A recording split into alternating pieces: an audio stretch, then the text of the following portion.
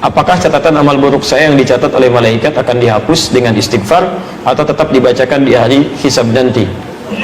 Baik. Pertama, Anda bisa temukan misalnya Quran surah ke-3 ayat 31, posisi paling kiri sebelah atas, dengan Quran surah ke-8 Al-Anfal ayat ke-29.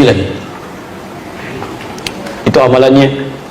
Anda sebutkan istighfar di sini. Apakah istighfar bisa menggugurkan dosa-dosa dan dihapuskan, kan? Terus istighfar spesifiknya di Quran surah 51 ayat ke-18. Qul in kuntum tuhibbunallaha fattabi'uni yuhibbukumullah wa yaghfir lakum dzunubakum. Wa yaghfir lakum dzunubakum. Qul, katakan Muhammad, in kuntum tuhibbunallaha, jika kalian serius mencintai Allah, fattabi'uni, ikuti sunnah Nabi, tuntunannya.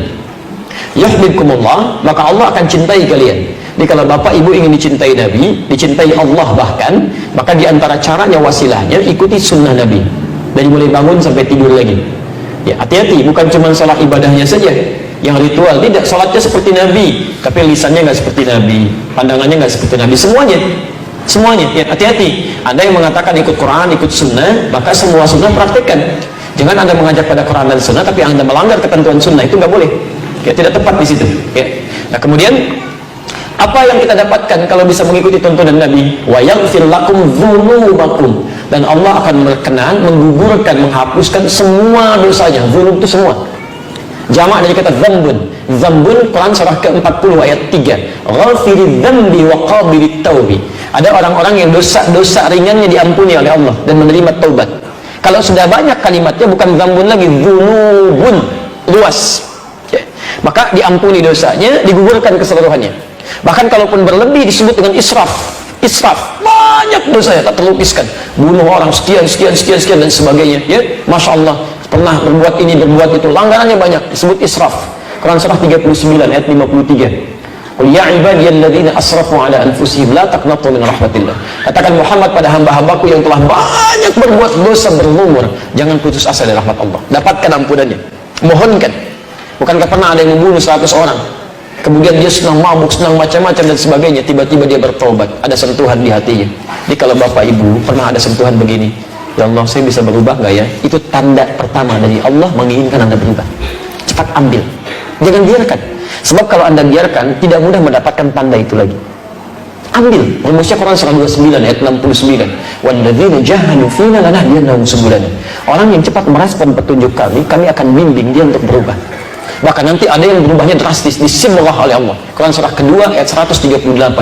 Ya, sibghatallah wa man ahsanu minallahi sibghah. Ya, ada yang disibghah. Sibghah itu kayak dicelupin. Ya, pernah bikin teh celup?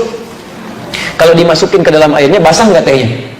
Basah. Ada orang yang dicelup langsung, disibghah. Jadi begitu dia tergerak untuk berubah, tiba-tiba seluruh perilaku hidupnya berubah, kata-katanya berubah, pakaiannya berubah, penampilan berubah, kebaikan. Itu sibghah namanya. Ada yang dicintai oleh Allah Subhanahu wa ta'ala. Kalau sudah seperti itu, apa yang terjadi? Maka peluang pertama, langsung dihapuskan semua keburukannya, termasuk catatan amal buruknya. Selesai. Tidak diungkap, disimpan. Ya, kalau dihapus masih ada nggak? Sudah, kalau dihapus bersih itu habis, selesai. Nggak ada apa yang mau dibacakan, dihapus, dosa dihapus. Bahkan ada di antara mereka yang masuk surga tanpa hisab. Ya, bukankah sahabat Nabi Umar bin Khattab radhiyallahu ta'ala anhu masuk surga tanpa hisab? Siapa Umar sebelum masuk Islam? Tapi nggak pernah disebutkan sekarang, nggak pernah dikenang yang seperti itu, berubah menjadi kebaikan. Ya, lihat, Umar dulu menjadi musuh Nabi, keras terhadap Nabi, didoakan oleh Nabi, masuk Islam, hasuna Islamu, bagus Islamnya, berganti kebaikan dari keburukan. Ya, Quran surah ke-11 ayat 114. Indah sekali. Apa bahasanya? Ya, aqimis salata tarafai minan nahar wa zulafan minal lail innal hasanati yudhibnas sayyi'at. Ketika banyak berbuat baik, keburukan-keburukan akan dilupakan. Takwa meningkat. Oh may yattaqillah, siapa yang meningkat takwanya? Lihat kalimatnya, yukaffir anhum sayyi'atihim, dihapuskan semua keburukannya. Diciri orang yang taubatnya diterima, dosanya diampuni, maka akan dijaga oleh Allah untuk berbuat dosa yang berulang. Dijaga, matanya memandang yang baik, kalimatnya baik, semua bagus, takwanya meningkat, ibadahnya rajin. Apa kata Nabi? Umar masuk surga tanpa hisab. Hisab aja nggak ada, bagaimana mau dibacakan catatannya? Nggak ada hisabnya, masuk aja. Selesai, buku kamu ada, dijaga, ditahan. Sudah, kamu masuk aja. Sudah, selesai. Ya, indah gitu kan? Ada semuanya. Tapi Ada level orang-orang biasa. Quran surah keempat ayat 100, posisi paling kiri sebelah bawah. Ada orang bunuh 100 orang, ya banyak keburukannya, tiba-tiba mau bertaubat. Kata Syekh pada saat itu, kata alimnya, pergi ke tempat sana, berubah kamu bukan tidak bisa jadi orang baik, cuma lingkungan kamu nggak bagus, membuat kamu selalu buruk, hijrah. Begitu dia berangkat di perjalanan, jalan, Allahu Akbar. Apa yang terjadi? Baru sampai sejengkal, mau ke tempat dia belajar, jarak lebih sejengkal, di pertengahan. Tiba-tiba maut datang lebih cepat dari apa yang dia duga, meninggal seketika. Tayyib. Apa ayatnya kemudian berbunyi? Turun berita masuk surga dia. Karena di jalan dia tobat digugurkan dosanya. Dia beramal saleh cuman sejengkal. Wa may yakhruj min baiti muhajiran ila Allah wa rasulih thumma yudrikul maut faqad waqa'a ajruhu 'ala Allah. Siapa yang berusaha mau berubah, mengikuti tuntunan Allah, mengikuti Rasulnya, tapi tiba-tiba belum sempat dia berubah sepenuhnya, baru keluar rumahnya untuk berubah, Masya Allah, yudrikul maut datang lebih cepat dari apa yang dia duga.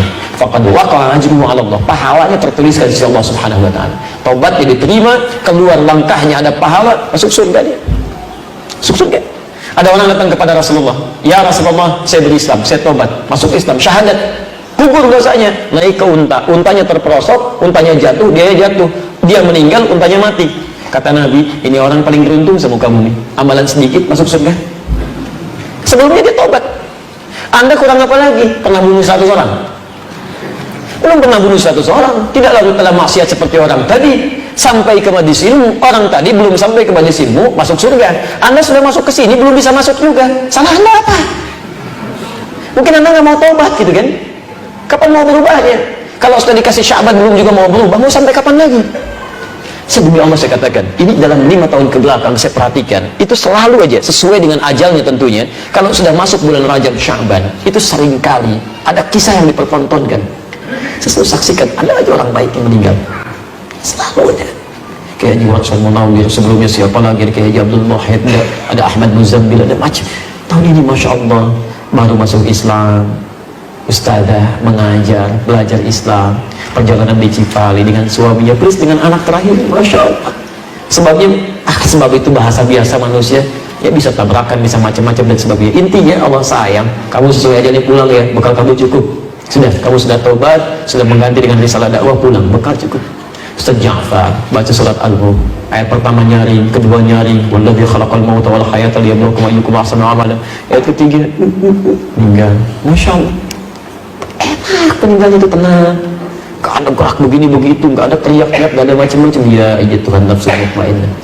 Mereka barangkali sesuai ajalnya menghadap kepada Allah, tidak membutuhkan keutamaan Sya'ban lagi, kemegahan keberkahan Ramadan lagi, karena bekalnya cukup. Kita masih membutuhkan hari ini untuk bisa berubah. Kalau Anda diberi kesempatan hari ini belum mau berubah juga, Anda mau sampai kapan lagi? Bisa meninggal kita.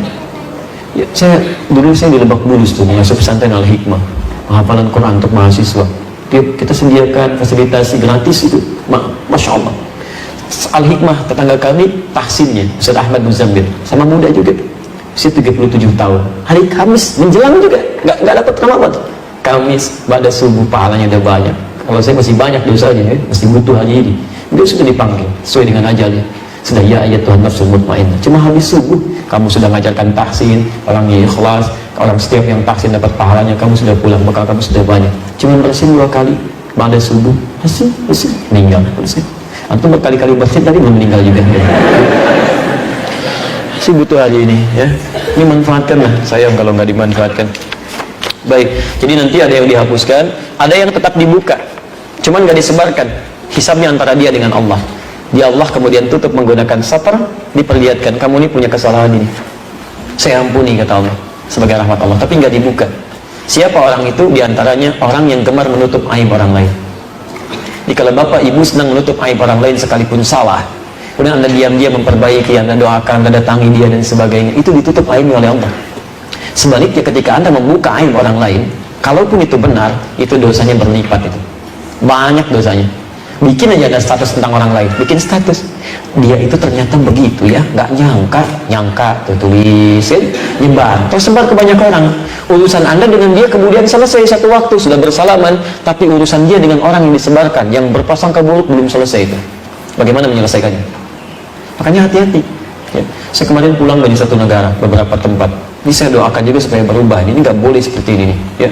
Ada orang-orang yang menyebarkan berita tidak baik sampai mengintervensi supaya pengajian kami dibatalkan.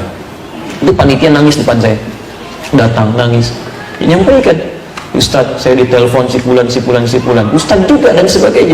Oh, jangan terima dari Ustadz Adi, manhajnya rusak, begini-begini. Masya Allah. Ya, dan disampaikan itu Ustadz Adi sudah dinasihati oleh masyaikh yang besar, masyaikh kita, guru-guru kita, tapi orang ngeyel. Saya katakan, tahu nggak, sampai hari ini belum ada satupun yang datang. Saya ajak ketemuan, gak ada yang datang, dialog gak ada yang datang. Senangnya nulis, ini pertemuan di rumah makan, dia bilang. Mau makan itu tempat orang lapar, bukan tempat orang menuntut ilmu. Ya gak ada yang datang sama sekali. Nih saya bilang, saya punya bukti rekamannya, cuman saya nggak buka untuk menghormati orang itu. Karena kalau orang sudah tidak suka, dia akan tinggalkan semua kebaikannya.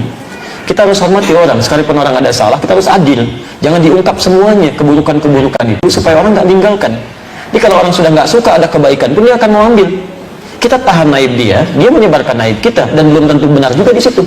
Ketemu belum pernah, apa belum pernah, akhirnya, oh begitu Ustaz, dia pada nangis, di telepon nggak bisa bayangkan. Itu bukan sunnah, itu nggak baik, gitu kan? Apa yang Anda inginkan? Menyebar berita dusta, berjumpa juga tidak pernah, gitu kan? Menghambat orang lain untuk belajar, itu dosanya dosa banget.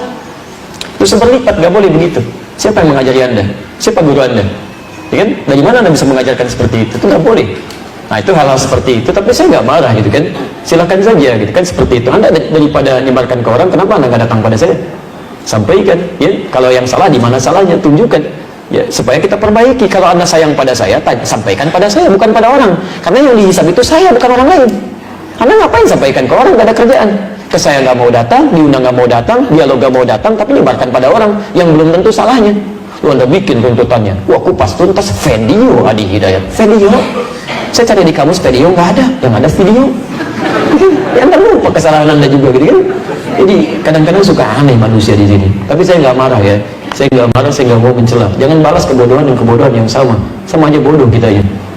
Jadi Anda pun nggak usah ikutan marah. Saya nggak marah, kenapa Anda marah? Ya, ada Ustaz telepon, Ustaz Adi, sabar ya Ustaz, ya. Ustaz, saya sabar, antum yang sabar.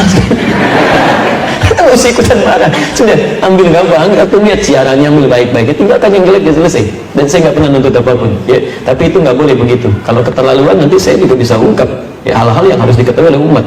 Anda tuh bingung saya. Anda tuh pernah nggak coba yang objektif berpikir dengan jernih, ya? Bisa nggak dipahami dengan akal? Anda belajar tentang agama, menjadikan diri Anda lebih dekat dengan Allah, tapi begitu selesai taklim, Anda kok saling mencela, saling berselisih. Saya bingung, saya. Ada orang belajar, begitu pulang ribut dengan suaminya, pecah kongsi di situ. Masya Allah, ribut dengan tetangganya, nggak mau saling salaman. Bahkan saya pernah menemukan kasus awal-awal datang ke Indonesia ini, ada seorang istri ikut kajian, pulang-pulang ke rumah ribut dengan suami, sampai mau pisah, Pak.